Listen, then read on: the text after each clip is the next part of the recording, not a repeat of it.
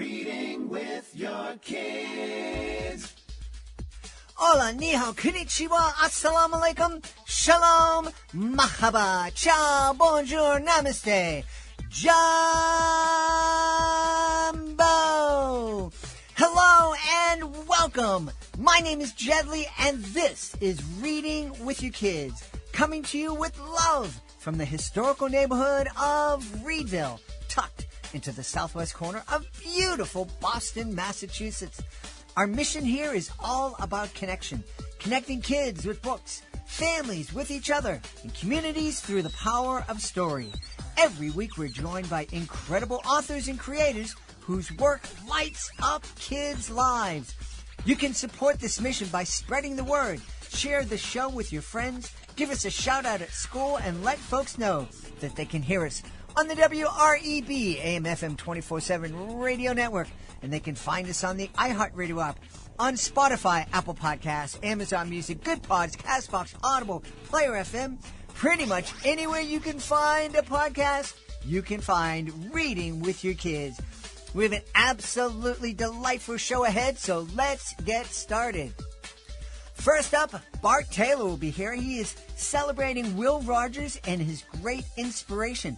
Beautiful picture book, and it's a really fun and fascinating conversation. Later in the show, Leigh Anne Carter will be here to celebrate Yeti is not ready.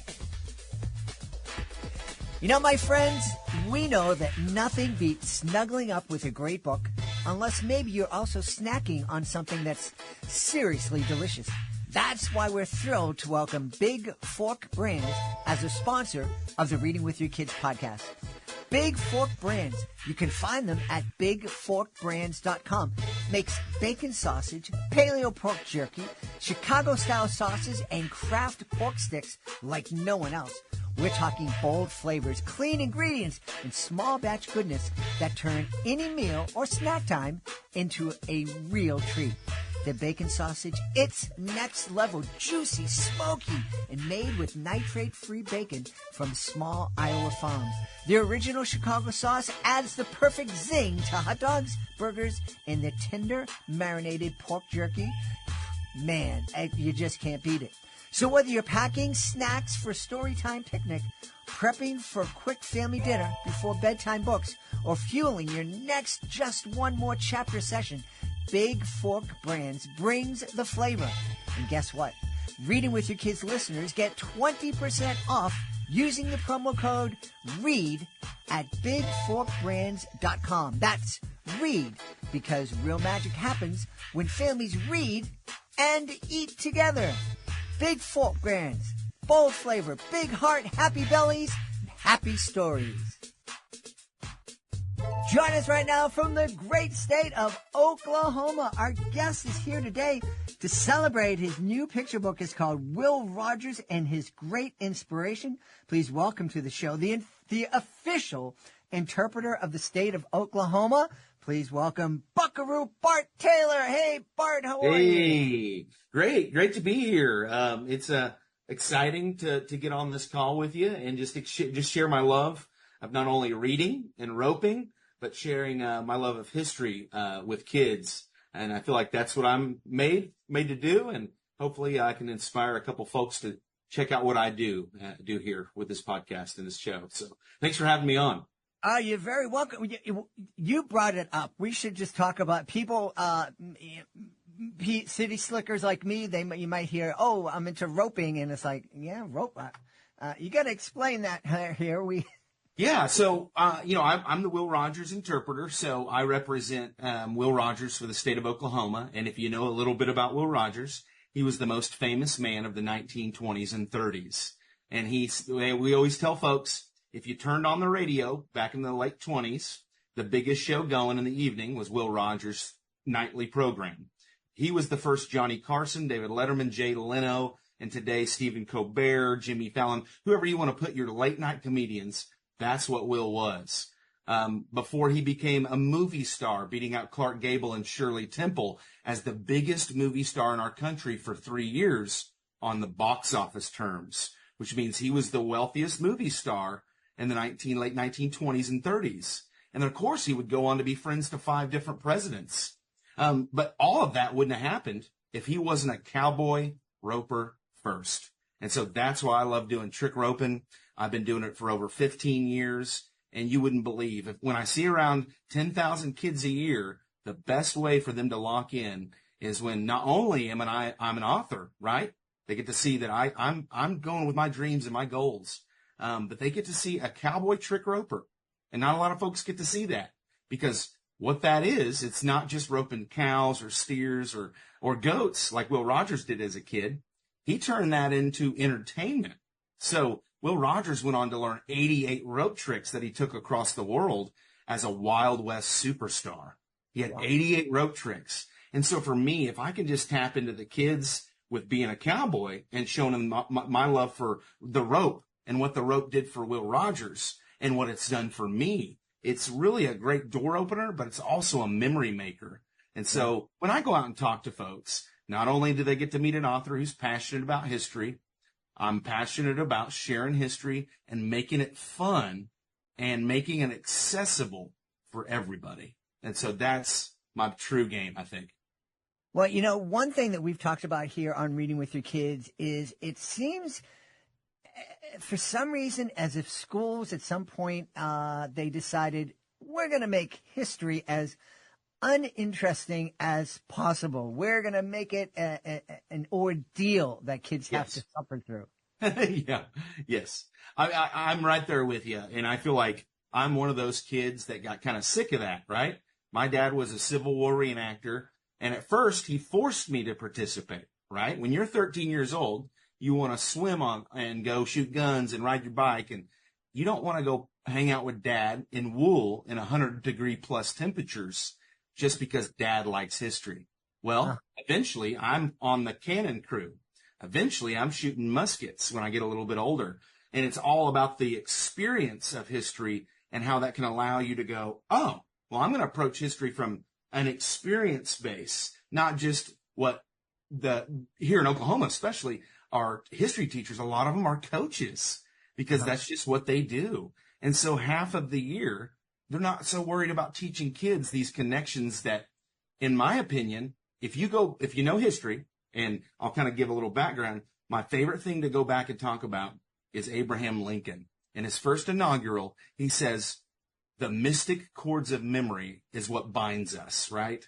These mystic cords of memory. We're looking for those better angels of our nature. And mystic cords of memory about what Lincoln is talking about, that is history. And history is the ultimate binder. If you want to find out what such and such, how he approached life when the World War I hit, well, there's a person out there for you. If you want to talk about FDR building the country up into what it is today through not only infrastructure and civil programs and just making our country feel good in a rough time, FDR during the Great Depression and World War II. There's just so many things that you can look at and find a connection rather than just dismissing history altogether. That's where I come at, is a love of it first, a passion to share it, but also that third thing is making sure kids go, I am part of this.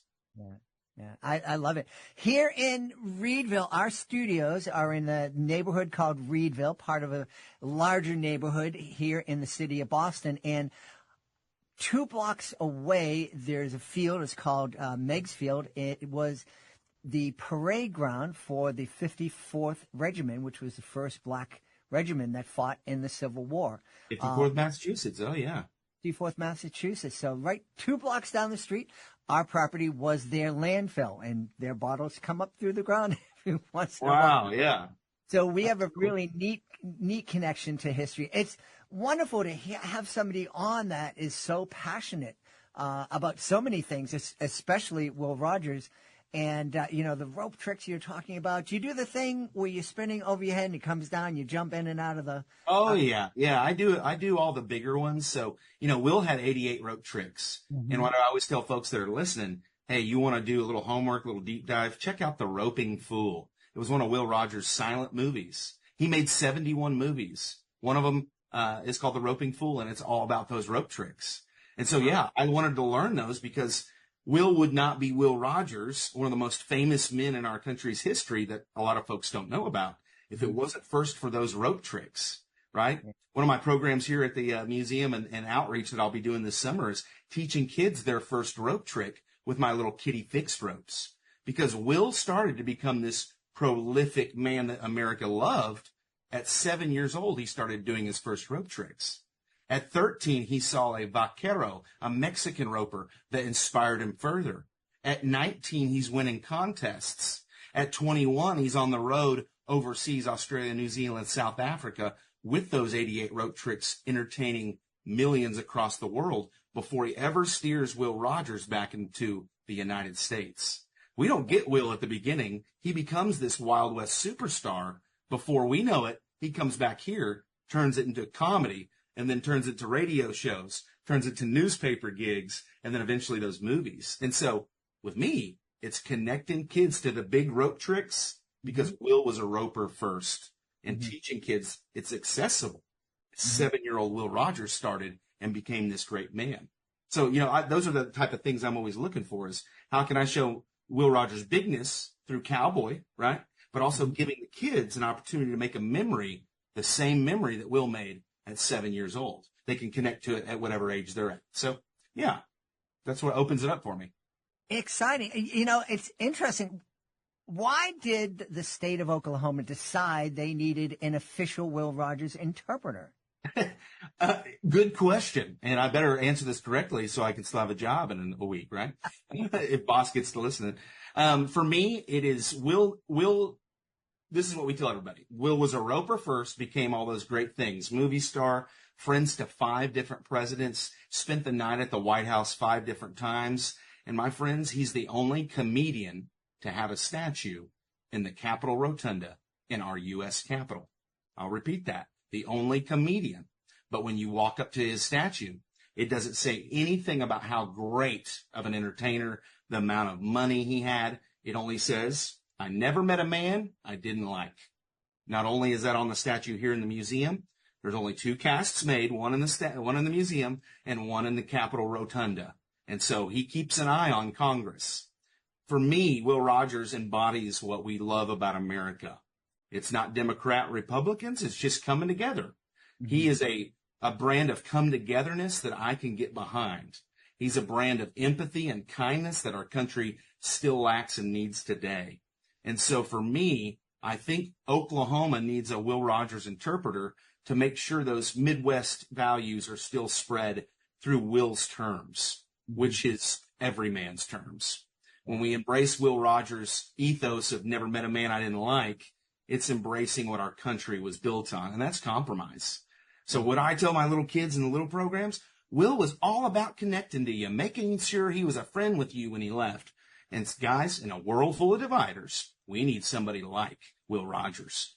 And so that is my whole thing. It's the interpreter allows for you to see, oh yeah, there once was a guy who only cared about using his God-given talents to create connection, come togetherness, and that compromise that our country was actually built on. Boy, we need Will more than ever. Oh, most definitely. Like for me, he's got the pithy and the wittiness of a Johnny Carson for the kids that are listening, a Jimmy Fallon, right? He can mess around with all the presidents and all the politicians and still make friends with them, but also kind of make a little fun of them, but not in a harsh way. Will was an artist at the nth degree at every way he approached even the top folks, down to the farmers, down to the journalists. He just kept everybody on an even keel. And so, how many folks are out there just looking at life of how can I bring this group and this group together? And I think that's why Will Rogers has a statue in the Capitol. It's because he was that guide to let us know that, you know what, we can come together regardless of our differences, our beliefs, and our diversity. It's just coming together is the American way. And Will was just a great example for that. And for me, he embodies those things kids want to be. Movie stars, cowboys, you name it. He's out there palling around with all the famous folks. But then he loves his family and his kids, So it's always about him just being a great example and inspiration today. How did we get from Will Rogers, never met a man I didn't like, that connection, that person who's always interested in being connected, to where we are today, that it seems most of our celebrities are all about, if you don't agree with me, don't talk to me. I don't want, I don't think it should exist. And that, gets that. How did we get from there to where we are today? And how can we get back to Will? Yeah. Well, I think, again, my vision with books and interpretation and programming and where history matters, it goes back to, if you don't make it exciting, kids are not going to want to learn about Will Rogers. And that's why my books are cartoons, because I tell kids when they walk through here, you're going to see nothing but black and white photography. And for kids to get into a legacy like that, it needs to be presented in almost in an entertaining manner today, because the iPad has their attention, the computer, all these fast-paced shows have their attention. There's so many other things kids could do rather than sit down and read a book about a great American. And so just starting with that for me is where I'm starting. And not only with my group tours at the museum and bringing kids in here for our, teaching them how to do rope tricks, 19th century activities. It's about showing kids that there is someone that not only mom and dad are probably going to be okay with you being inspired by, but Will was someone who brought people to the table. And Will was open to all ideas. Will was not harsh with his comedy because he was so worried about artistry and connection and doing the right thing. He approached it with that every time. Never met a man I didn't like. I think he just had a way with his statesman craft, his ideas of what America is. Of course, Will Rogers grew up in the Cherokee Nation. He's a Cherokee. He grew up around seeing mostly Cherokees and Cherokee freedmen, his beginning of his life. And so he wasn't around more than that group of people until he started world traveling and doing rope tricks and getting to know the world. And eventually he brought all that influence and inspiration of being on the road for 2 or 3 years across the world right back here into the States. I think he saw what we are as a beacon, as a place that is something to look at, to move forward. And so I think, long story short, I think if you look at Will and what he did back then, it's perfect for today. And so that's where I'm going to go from as the interpreter or just a historian. We can find our pieces, our people, to move and get kids into this whole thing called history. But I think for me, Will embodies what is great about America in the past and moving forward. And I do believe he's of that FDR breed of healing our country and being a happy face to look towards when everything else is kind of falling apart or messing around. There's still that guy that is worried about pushing us forward. And Will was always attached to those people and those ideas. And I just believe he's too perfect for today. And so you have Yellowstone, you've got the 4 Sixes show, you've got all these cowboy-centric shows. Why not Will Rogers for the kids? And so for me, if it goes national, that would be fantastic. But really looking at the groundwork here in Oklahoma, we have a lot of folks moving from the coasts after COVID to come here, and they don't know who this man is. And so whatever I can do to get him out there, I'm going to do it. So he's a great guy for now. So in Will Rogers and his great inspiration, what's the great inspiration? Well, the great inspiration for him is, it follows my first 2 books. My first book is called Will Rogers and His Great White House Sleepover. Calvin Coolidge invited the most famous man in America to spend the night with him.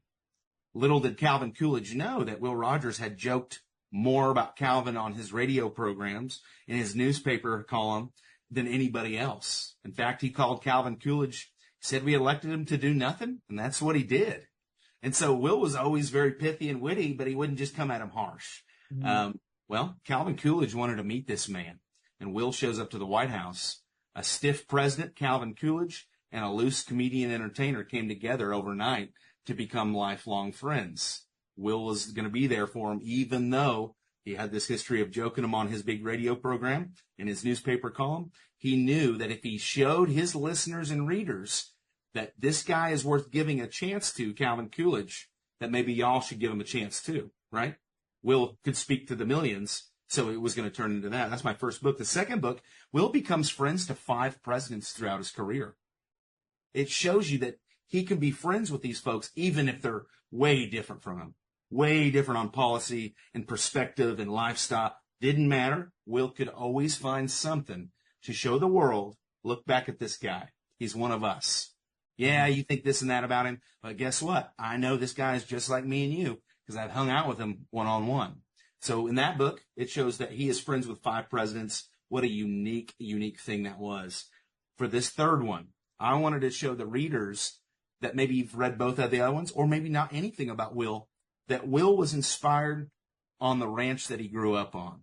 He's inspired by the 60,000-acre ranch that he grew up on with 10,000 head of Texas Longhorn cattle. Biggest ranch in the Cherokee Nation. Will grew up on it. Well, Will grows up on the biggest ranch, and that inspires him to be a cowboy. Why? Because all the other cowboys are having fun with ropes, and he ain't. Well, at 7 years old, that changes, right? He learns his first rope trick from all the big cowboys working on his dad's ranch. And just think, that little time that those guys spent with Will inspired him to become that great man. Moving forward, you talk about vaqueros, charros, Mexican cowboys. Will saw his first Wild West show when he was 13. The book includes, of course, the vaqueros and those Mexican cowboys that inspired Will to become an American roper that was inspired and influenced by Mexican ropers. Again, never met a man I didn't like. It runs through that guy's life. What else? Well, Will, of course, was inspired by his wife, his relationships with his kids, his relationships with his parents. His mother was a goofball. She loved to play piano and sing, loved to throw parties. She passed away when he was 10 years old. Well, who does he embody the rest of his life? His mom.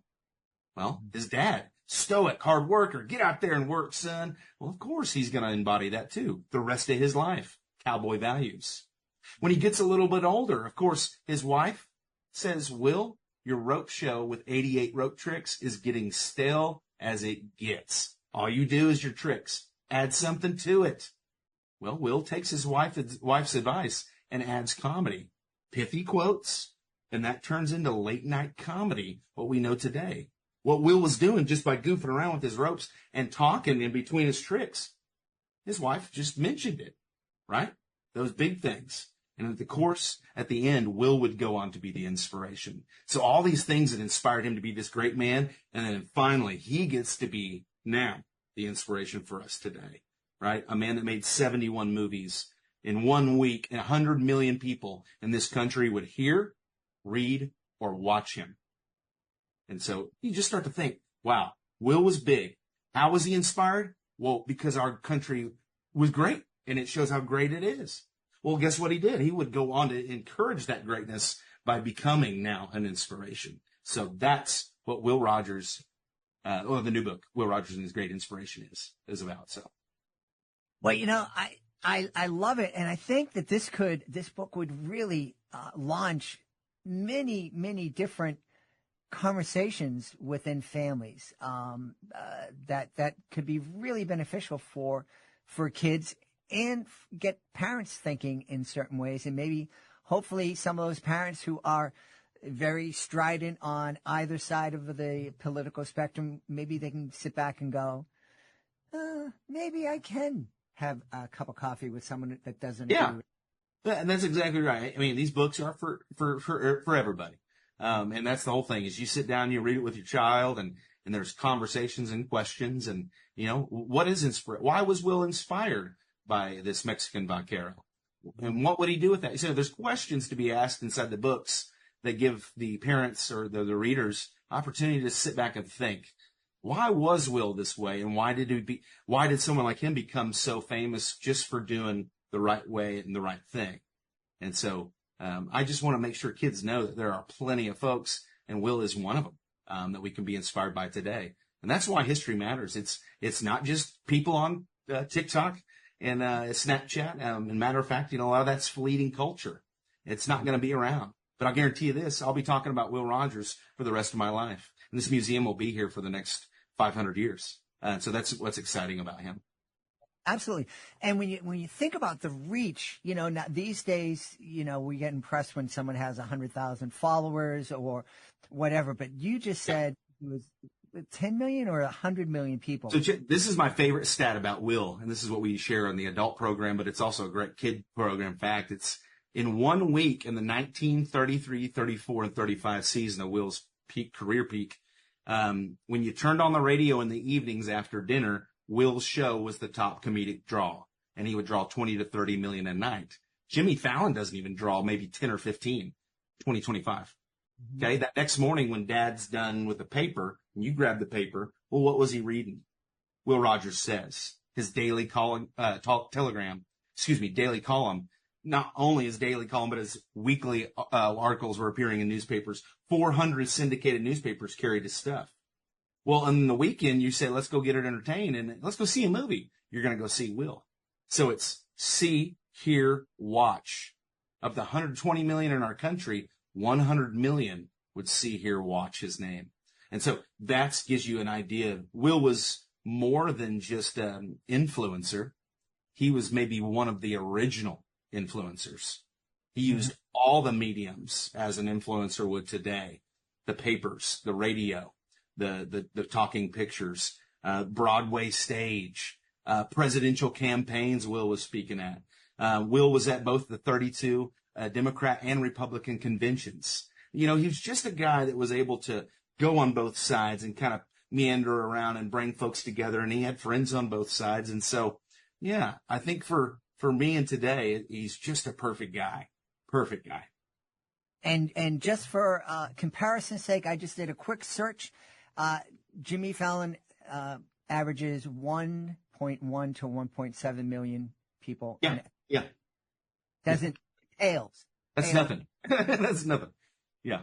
It like literally Will's show, 20 to 30 million. The biggest radio show Will ever launched was he had Herbert Hoover on his show, and it was Herbert was looking to connect with folks he couldn't connect to. I mean, it sounds like it happened today, right? He's just, I got to find a way to talk to the American people. Oh, there we go. Will's radio show.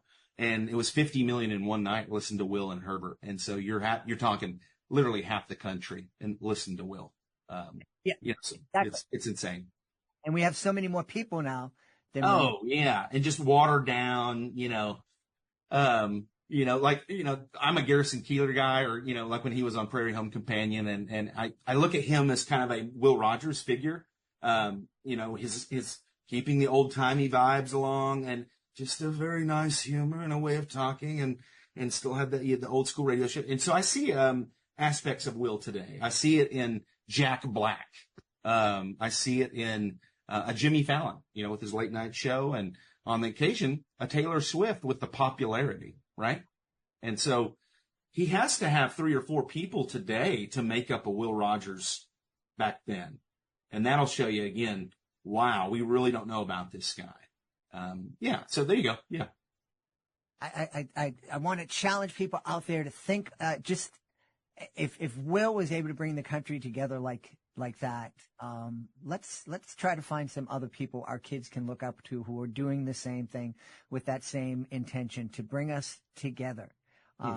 Stuff that keep us apart. But if we can adopt Will's saying of never met a man I didn't like. Wonderful. Hey, Bart, it'd be wonderful if you could tell us where we can go to find out more about Will Rogers and his great inspiration, find out more about the museum, and find out more about you. Yeah, excellent. Well, willrogers.com is going to have all the information. There's obviously a gift shop tab on there. And so the book should be coming out here, hopefully either beginning of August. We've looked to push it back just a little bit because we had a little pushback with the illustrations. We just wanted to make sure they were perfect. And so we're excited about that. So, yeah, be tuned in, willrogers.com. Of course, Will Rogers on Facebook. Will Rogers on YouTube. We have our YouTube page where I do Will It Spin? And so I grab household items and see if I can do rope tricks with it. And I've got about 20 episodes. And so just things like that. You can find my other books, of course, on the Will Rogers homepage at the gift shop tab. And what's cool about my books, and is we have gone through the family to get this thing done. The great granddaughter of Will Rogers, Jennifer Rogers, she is the Ford. She wrote the Ford for my first book, So I wanted to make sure to get her involved. So the family's involved. For my second book, Will Rogers and His Great Presidential Pals, Barry Corbin wrote the foreword for my second book. Now, who is Barry Corbin? Well, if you've watched Lonesome Dove, he's Roscoe. Okay. He's also the third lead on Northern Exposure. He's the general in War Games. He's in, tons of different TV shows. Modern Family as well. Plays Cameron's dad. So Barry Corbin is a Western actor. He's also in Conager with Sam Elliott. He loves Will Rogers, and I got a hold of him to write the foreword. And so I'm going to keep it in the wraps, but there's someone big coming for the third book to write the foreword, and it is of Will's brand and of the cowboy world. So we're really excited. Can't wait to kick that off. And willrogers.com is where everything sits. And hey, come on in. If you want to be a junior roper, we have a junior roper program, and you can get a rope and be one of Bart's little buckaroos, even if it's around the country. We'll send you a rope and some cool stuff and get you involved in Will's life. And so that's what I'm here for.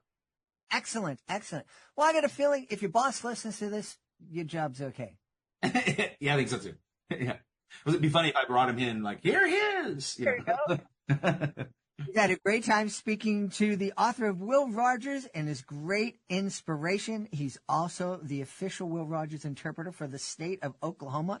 Our guest has been Bart Taylor. Bart, thanks so much for being on Reading with Your Kids. Hey, thank you so much. I had a blast, and we'll hopefully talk to you again sometime. Thank you. Before we invite our guest into the studio, I would love to invite you to visit a very special website. It's clownswithoutborders.org. Clownswithoutborders.org.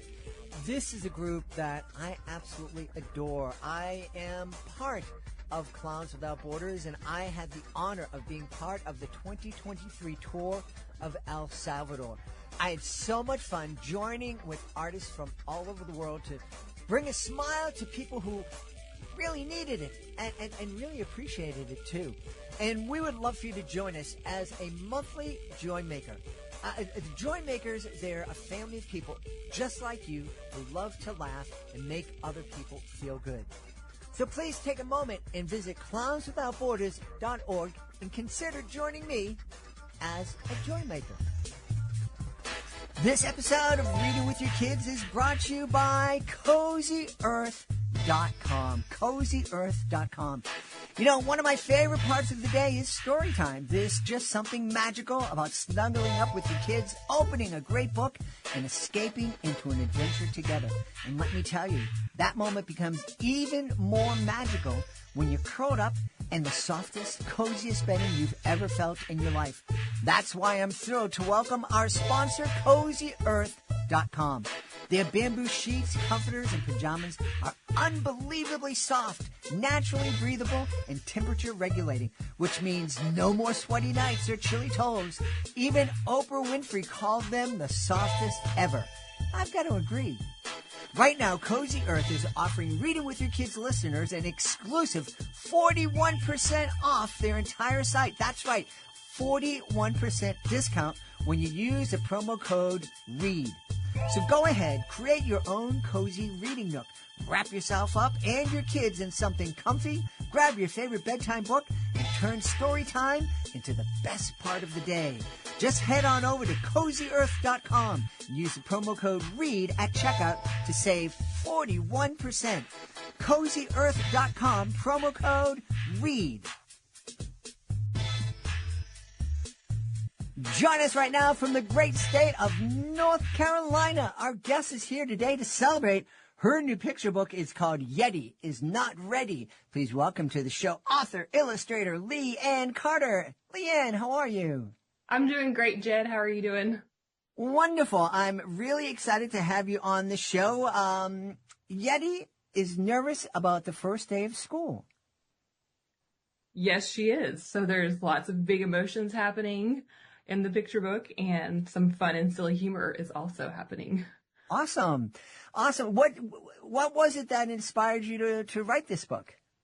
So I've always loved stories about monsters ever since I was a kid. In fact, my favorite picture book growing up was Where the Wild Things Are. So when I sat down to write a story, I was like, what should I write? And I knew it had to have fun monsters in it. And it was also partially inspired by my first day of school. I remember being a little nervous to go inside the classroom and saw a friend. And then I was like, oh, I can do this. Let's go have a fun day. So like putting those two together inspired the story. Cool. Monsters are really cool when you're a kid and they're in a book or on a movie screen. Yes. You get to experience sometimes really big, maybe they might be scary, a little bit scary, but not too scary. And you get to see, even though that they're monsters, sometimes they can also get nervous. So I think that's really fun. Yeah. And you get to be really creative with it too, so. Did you, right from the start, imagine Yeti, or were there other monsters that kind of went through your head? Was it, Godzilla's first day? No, it's not going to work. We got to get...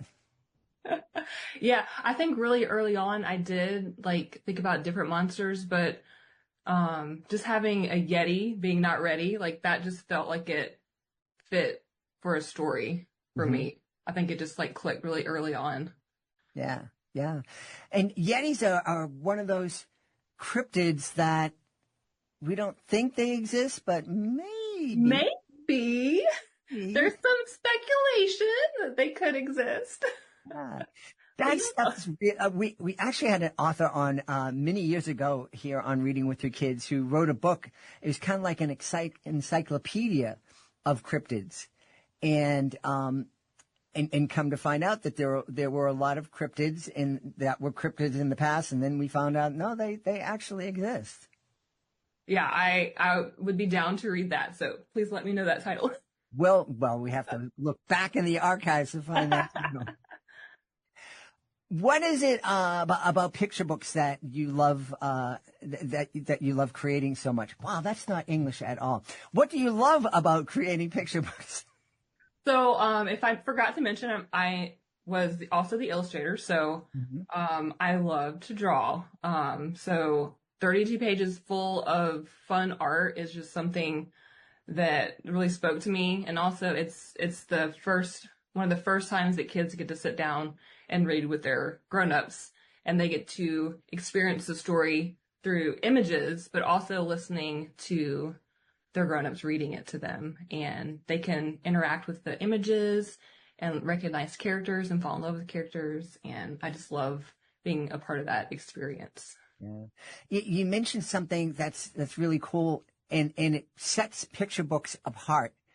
And I think that's what makes picture books so much fun is, unlike a movie or even an audiobook or any other type of media, you're experiencing this with somebody that you love. Yes, definitely. And if there's anything that you're curious about, you can pause the story and talk about it. So I think, especially with this book, if there's maybe a kid that's maybe a little bit nervous and they're like, oh, Yeti's nervous to go to school, but look at towards the end of the book, what's happening here? Oh, that could be me. Or a kid that's really excited about school.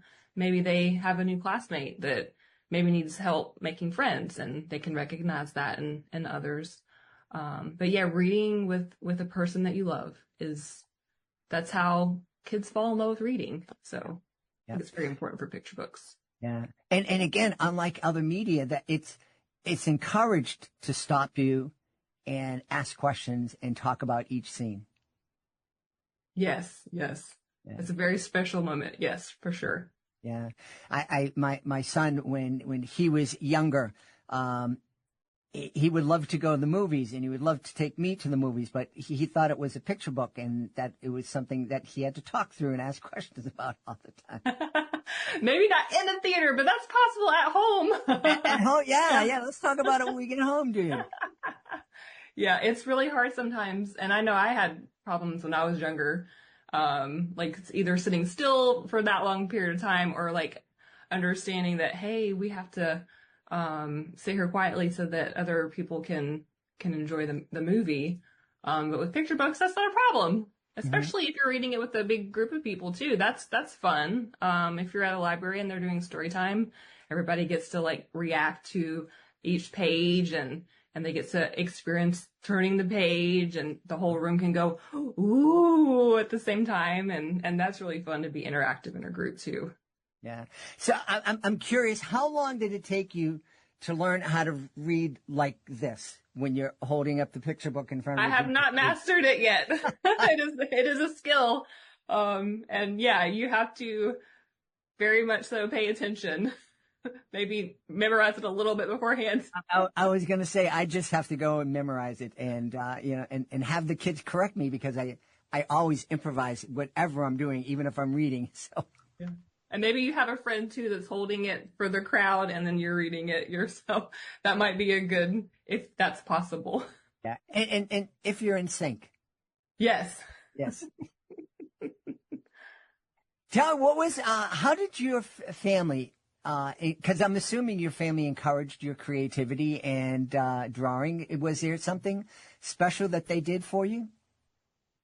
Yes, so I've had a very supportive family growing up. They always encouraged me to read. My parents were readers. They encouraged me to draw. That was something I was interested in at a young age. Neither of my parents were drawers, so I kind of nurtured that myself, but like some of my grandparents were into art.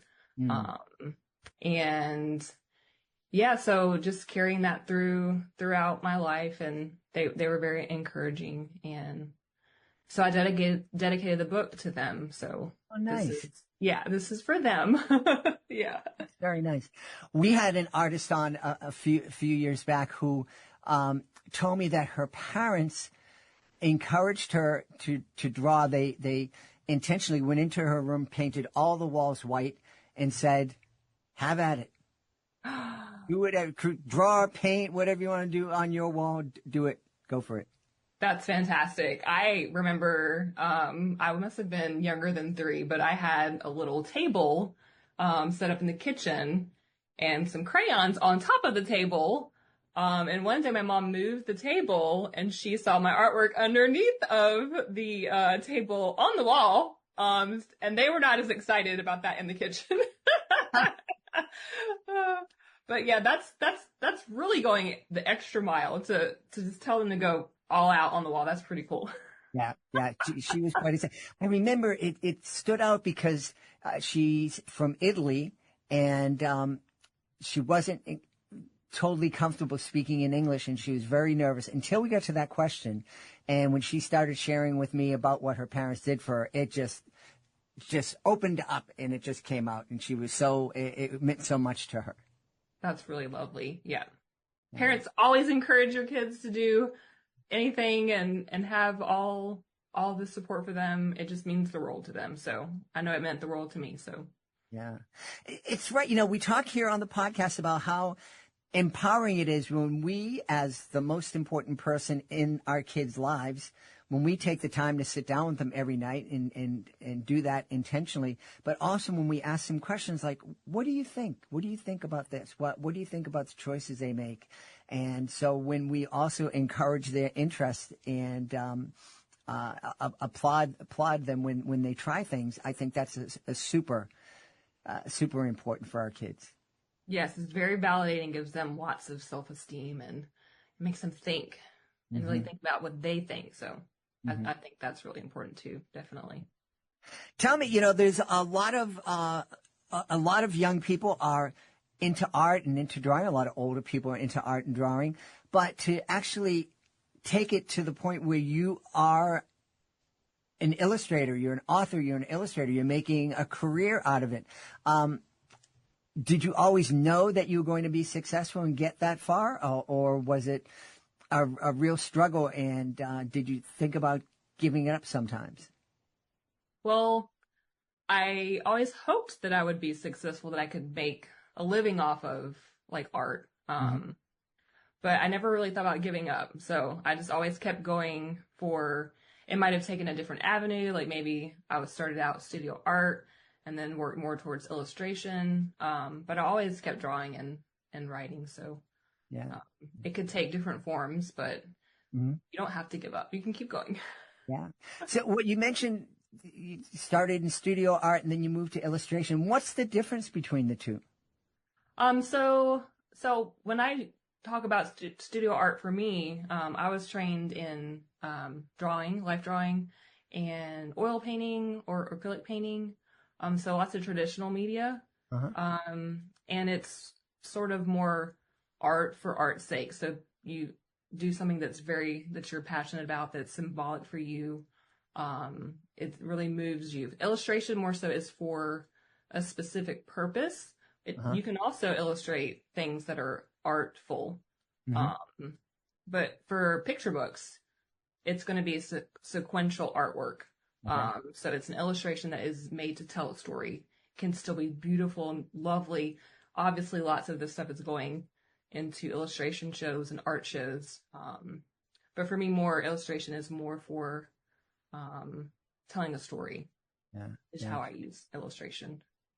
I recently experienced sequential art in the form of instructions to put together my pool ladder, and it wasn't beautiful at all. And to be very honest, it wasn't very helpful either. So it wasn't a very good technical illustration. Well, it might have been a good technical illustration, but there were no technical words that went along with it. And I ended up with about 16 extra pieces. And when I called customer service, they're like, I don't know, maybe you got extra pieces. Sometimes they will give you extras in case you lose one or break one, but that many seems a lot. It seems a lot to me too, but I got in and out of the pool safely today. It was a little wobbly, but so evidently it worked well enough. It works-ish. That's great. You were mentioning art, about illustration as art. I really think, and we've experienced, seeing thousands of illustrations here with Reading with Your Kids. I think there's a lot of picture book art that belongs in museums. Oh, definitely. Yeah, there's museums dedicated to children's book illustration, and there's just so many styles that illustrators are capable of, and it's just mind-boggling and inspirational, and yeah, very cool stuff. I'm curious, what do you do with your illustrations after you've turned them in and they've become a children's book? Do you have a collection of your artwork somewhere in your home? So mine's all on the computer. I work digitally, and it's on a file, and it's on a flash drive to save, to back up stuff, so I can see like where I started and how far I went with it. But yeah, for me, I have my finished book. So that's where my final art is. It's meant to be on the page. But I do keep copies for future reference and to go back and enjoy every once in a while. When you were studying art, did you ever imagine that you'd have all this amazing technology to play with? No. So when I started out with digital illustration, we used a tablet where you draw over here with your hand and you're looking up here on the computer, which was very disconnected when you first start out. But you get used to it. But now I draw on a monitor, which helps simulate the traditional media that I was like trained in. So yeah, I never imagined that it could, and I'm sure it's going to keep changing, but yeah, it's great. Yeah. I love working digitally. So do you have a project that you're working on right now that you can kind of give us a hint about? Well, I just turned in art for book 2. The title hasn't been announced yet, so I don't know if I can talk about it yet, but maybe soon. We're going to see Yeti yet again? Yeti will be back again next year. Awesome. Yeah. Well, we should tell everybody where they can go to find out more about Yeti Is Not Ready and find out more about you. Well, they can go to my publisher's website for Yeti Is Not Ready for School, but I have a link to that on my website. It's at lacarter.com. We've had a great time speaking to the author of Yeti Is Not Ready. Our guest has been Leigh Anne Carter. Hey, Leigh Anne, thanks so much for being with us. Thanks so much for having me, Jed. This was great. That's a wrap on this episode of Reading with Your Kids. Want more great content? Head on over to readingwithyourkids.com. You'll find amazing book reviews, author interviews, our certified great read wall of fame, and so much more. If you love this episode, please share it with someone you care about. Leave a 5-star review and be sure to follow or subscribe wherever you find your favorite shows. Want to thank today's guests. They were amazing. First up, Bart Taylor. Please be sure to check out Will Rogers and his great inspiration. Also want to thank Leigh Anne Carter. Please be sure to check out Yeti is Not Ready. I want to thank my incredible team, Fatima Khan, Chris Doherty, Elle Glassman, Dante Greco. I want to thank my beautiful wife for all the support she gives me. Most of all, we want to thank you. You're the real heroes. Because every time you read with your kids, you're spreading love, learning, and kindness all throughout the world. I'll be looking for the next episode of Reading with Your Kids. All right, everybody, grab your forks and your favorite book. It's Big Fork Flavor time. In a cozy kitchen, books stacked high. Dinner's cooking and the sauce don't lie. From the windy city to your plate, Big Fork brings the flavor. Oh, it tastes so great. Big Fork, big flavor, big fun. From morning snacks to the setting sun. Bacon, sausage, jerky, so fine. Add some zing to your story time. With bold, clean eats in a Midwest heart. Big Fork's where the magic starts. They've got sauces, spicy, sweet and bold. Pork that's juicy, smoked and gold. Crafted small with a chef's own pride. From farms in Iowa to your fireside. Reading with the fam at a tasty bite. Flavor like this just feels so right. Big Fork, big flavor, big fun. Snacking strong while chapters run. Pale ale, jerky, maple delight. Fuel your tales all through the night. Big Fork, loving every bite. Reading and eating feels just right. From the grill to the lunchbox, from the book nook to the trail, every bite's a story with a happy, hearty tale. Big Fork, big flavor, big cheer, helping reading families far and near. Use the code RID, get 20 off. Cook and cuddle, giggle and scoff. Big Fork brands, they've got the spark for flavor, love, and reading hearts.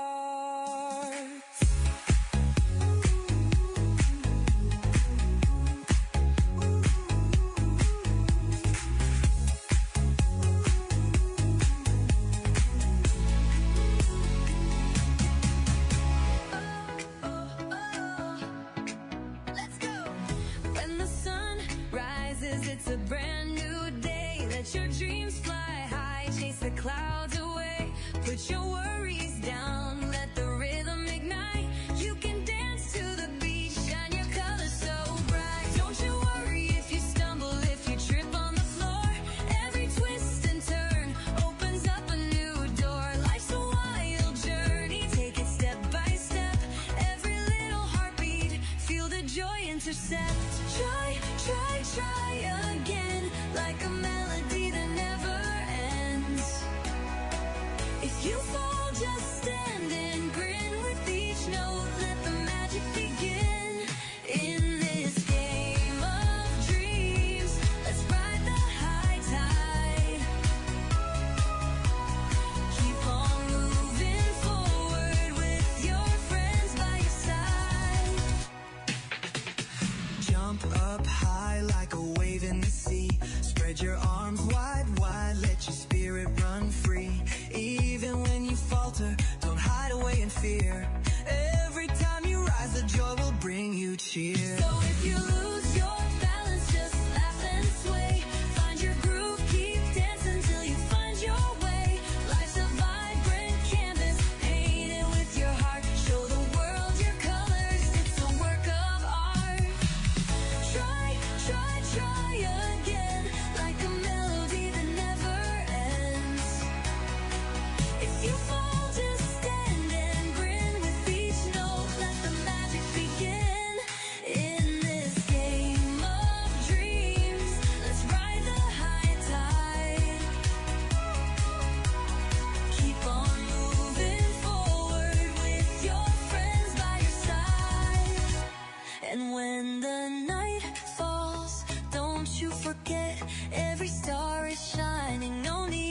fret. Dream big, little ones, let your laughter